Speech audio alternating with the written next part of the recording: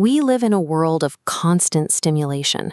Between the endless notifications, the noise of the crowd, and the pressure to perform, a quiet sense of anxiety and a short-fused frustration have become the baseline emotions for many of us. When those overwhelming feelings bubble up, our default strategy is resistance. We clench our jaws, bear down, and try to suppress the stress through sheer force of will. But a glaring problem exists with this approach. Even deeply spiritual people, those who know their scriptures and practice their faith, often find themselves trapped in those exact same cycles of burnout and irritation. Knowing theology or maintaining outward religious habits does not automatically soothe a chaotic mind. Attending a service or memorizing verses often fails to heal our deepest emotional triggers. Treating emotional and spiritual health purely as a matter of trying harder is a failing strategy. We are looking for peace in the wrong direction. We treat prayer like a transaction, dropping requests into a cosmic vending machine, expecting God to fix our immediate problems. We chase intense spiritual highs to feel okay. But when circumstances turn difficult, this external emotional stability entirely collapses. If we look at the model of Jesus, his prayers looked different. He didn't pray out of deep insecurity, and he wasn't driven by a lack of power. Instead, Jesus continually withdrew from the noise. He actively sought out solitary, lonely places to maintain a continuous, unbroken union with the Father. Spiritual practice cultivates a resilient presence from within, providing a depth of stability that external fixes cannot touch. Reaching that kind of inner resilience requires moving through different depths of prayer. The first is honest speaking. This means dropping the rehearsed, formal language and speaking with raw honesty.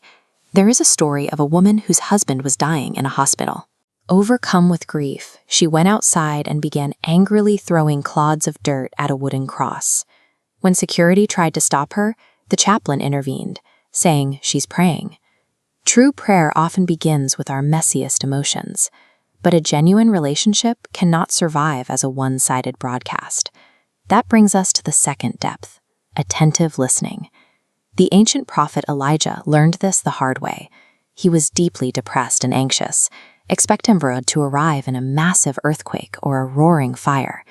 Instead, God spoke in a gentle whisper. To hear a whisper, you have to quiet your own mind. We cannot truly commune with God until we stop broadcasting our endless demands, slow down, and start sitting in vulnerable silence. That silence is the gateway to the deepest division of prayer, resting in presence, historically known as centering prayer. This is an ancient practice. Nearly 2,000 years ago, early Christians, known as the Desert Fathers, retreated into the absolute isolation of the wilderness to find this kind of profound, quiet union. The mechanics are simple. You sit quietly, surrender your will, and focus your mind on a single simple word, like Jesus or Father. Inevitably, your mind will wander to your to-do list or your anxieties. When it does, you don't fight the thoughts. You simply, gently return your focus to that single word.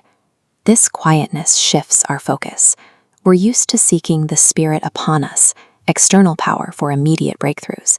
Centering prayer taps into the Spirit within us, bypassing the need for external validation to build internal stability at our root. Without taking the time to prioritize that silent internal presence, any changes we attempt to make in our lives will remain on the surface. To see how this works in practice, consider the story of a seasoned minister who spent decades struggling with a quick temper and explosive anger. He had vast theological knowledge. He preached sermons on patience and love. He applied immense willpower to fix his reactions, yet he remained completely trapped by his emotional triggers. In the stillness of centering prayer, he heard a quiet internal voice ask a single question: "Why are you so angry?" In that silence, without his defenses up, he realized his anger was a shield.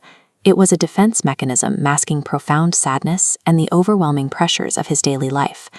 The lifelong grip of anger finally loosened as he learned to abide, achieving through stillness what willpower never could. Sitting in persistent, quiet prayer doesn't change God's mind about our circumstances. It enlarges our internal capacity to handle those circumstances and reorders our deepest desires. The spiritual journey reaches its destination at the quiet center within. The realization shifts.